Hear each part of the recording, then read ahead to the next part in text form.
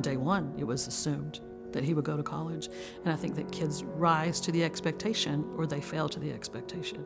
I guess I always assumed he would go, just because he loves to learn. He just is so curious, especially about mathematics, and I wanted to support his love for learning. Being different isn't bad, but it is being different, and you have to acknowledge that. Because you're different, you think differently than other people, you have to work a little harder.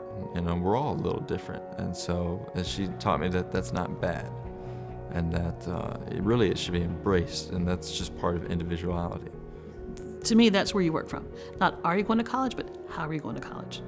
Not are you going to get in, how are you going to get in? How are you going to succeed because of the challenges or with the challenges? You do worry, will they be okay? Will they be able to navigate a bigger campus? Will people be kind and good to them? So those are the kind of concerns I had.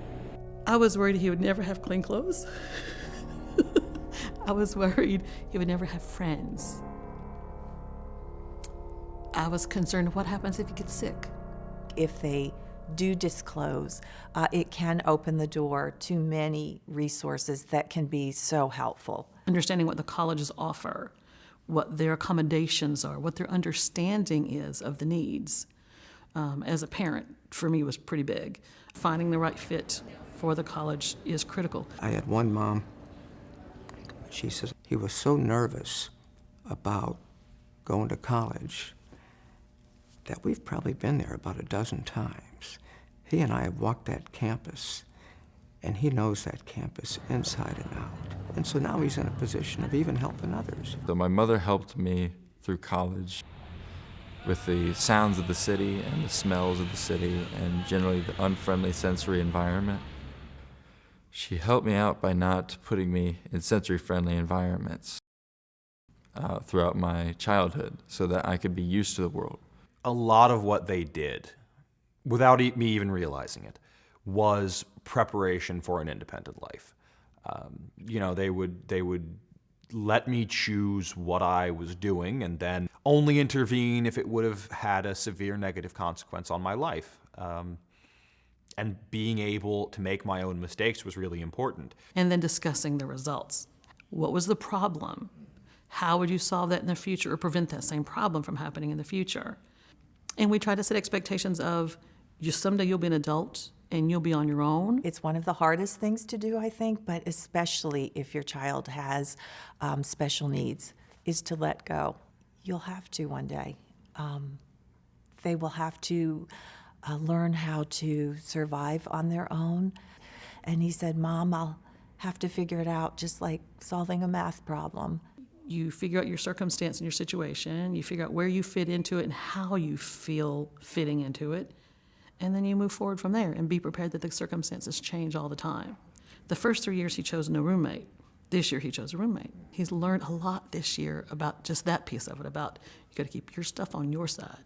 You have to keep your stuff at a different level of neatness or whatever, as does the roommate. He has become very independent. He has navigated, big campuses with many people and different situations, and he's done that successfully. Having gone through the college experience and having acquired the education that he has and the knowledge that he has, I think there's not very many limits anymore. He will have more opportunities in the job market to do something that he enjoys and to also be able to take care of himself. He's more willing to do new and different things than he was before because he's gotten more successes. And with each success comes more confidence and more willingness to stretch that box of what's comfortable for him. Amazing, caring, kind students see my son just for who he is. There's no label or anything. They just are his friends, and that's, as a parent, makes me so happy. I think that's probably more life-affirming and will impact more of how far he'll go in life than even the education will, because that's the harder part. When you look at where my son is today, attending college at a graduate level, doing mathematics, and you look back, he wasn't able to make eye contact or even really verbal at all, and couldn't speak much. It is a miracle. Joel is so much more self-aware now than he was when he went to college.